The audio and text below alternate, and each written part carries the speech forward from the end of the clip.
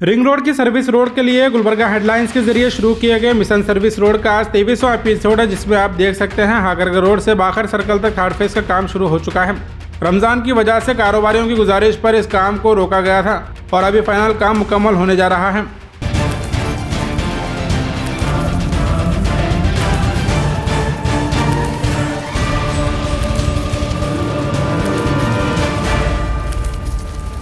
कई सालों से बजट आने के बावजूद पब्लिक सपोर्ट न मिलने की वजह से सर्विस रोड का काम शुरू नहीं हो रहा था।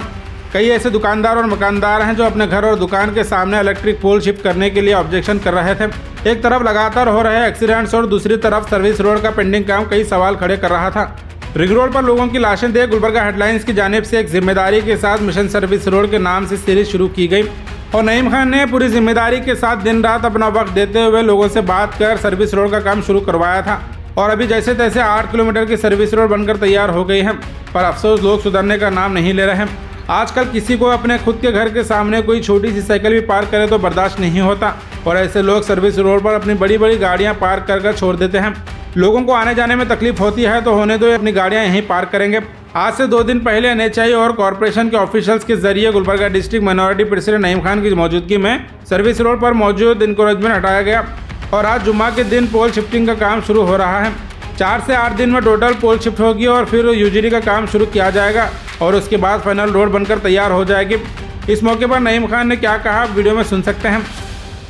अल्ताइबा स्कूल गुलबर्गा का मशहूर इदारा, जहां qualified teachers, smart classes, library, science और स्पोर्ट्स ग्राउंड के साथ दीन और दुनिया दोनों की बेहतरीन तालीम दी जाती है। LKG से 10th तक एडमिशन्स ओपन है। आज ही विजिट करें और अपने बच्चों का एडमिशन करवाएं। आज हागरगा किरास से बॉल गार्डन फंक्शन हॉल तक और सना होटल से हागरगा क्रॉस तक एनक्रोचमेंट निकाला गया है कॉर्पोरेशन की तरफ से और मुजम्बिल AWE हमारे जोनल कमिश्नर और NH वालों के सादिक AWE की निगरानी में ये एनक्रोचमेंट निकाला गया है। तो पिछले 2 महीने से काम पेंडिंग पड़ा है सर्विस रोड का।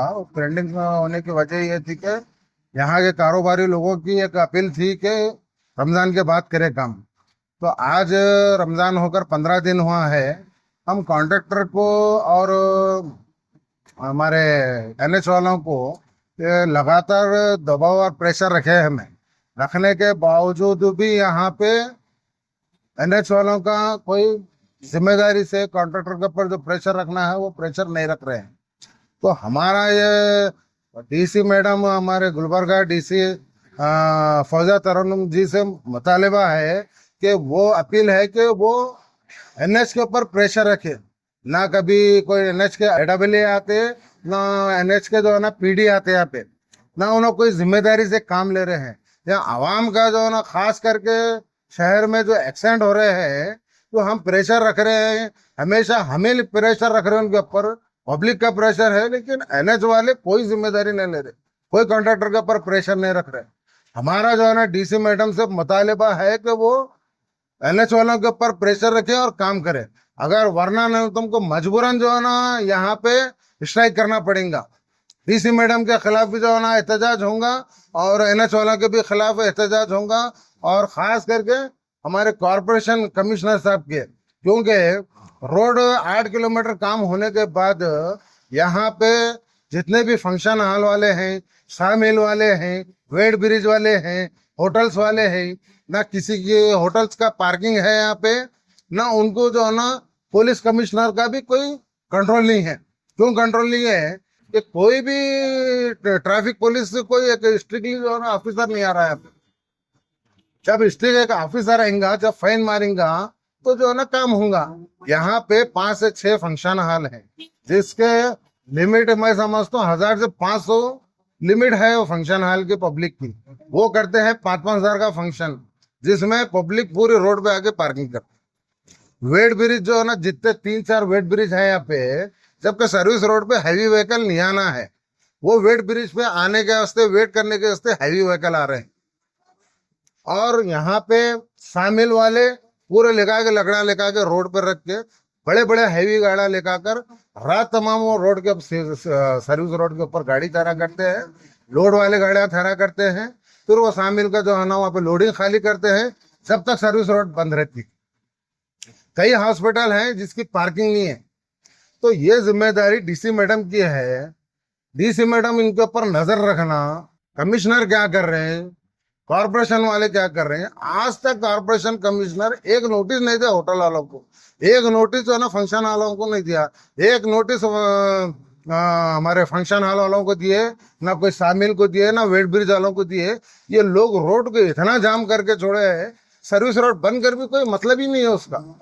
तो मैं खास करके डीसी मैडम से और पुलिस कमिश्नर गुलबर्गा से मैं अपील करता हूँ, रिक्वेस्ट करता हूँ कि आप लोग ये रिंग रोड पे, क्योंकि खास करके रिंग रोड पे हैवी व्हीकल चलते हैं, यहाँ पे एक्सीडेंट होते हैं, मौत होती है। यहाँ पे जिम्मेदारी किसकी है?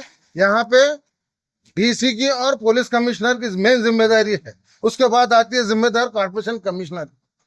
किसी का कोई दबदबा नहीं है यहाँ पे, लोगों की मनमानी है, वही लोग रोड पे जाते हैं, वही रोड पे मरते हैं। इल्जाम किसका आता है? पॉलिटिशियन पे आता है। तो मेन जिम्मेदारी डीसी की और कमिश्नर की है, ये लोग तवज्जो नहीं दे रहे। एक स्ट्रिक्ट जो है ना, अगर ऑफिसर रखेंगे यहाँ पे, पुलिस वालों को रखेंगे और एक बार स्ट्रिक्ट लेकर सबको नोटिस करेंगे, तो यहाँ पर ट्रैफिक कंट्रोल में रहती। कोई ट्रैफिक का अवेयरनेस नहीं है। पूरा शहर में पुलिस रहती है, रिंग रोड पे जहाँ पे हैवी व्हीकल फिरते हैं, जहाँ पे जान जाती है, वहां पे किसी की जो है ना कोई जिम्मेदारी नहीं है। अगर ये 4-8 दिन में अगर डीसी मैडम अगर ये एनएच के पीडी के ऊपर अगर प्रेशर नहीं रखे और उसको जो है ना रोड पे आए, जब तक बुलाकर उसको काम करने नहीं लगे, तो हम जो है ना यहाँ पे रिंग रोड पे मजबूरन स्ट्राइक करेंगे।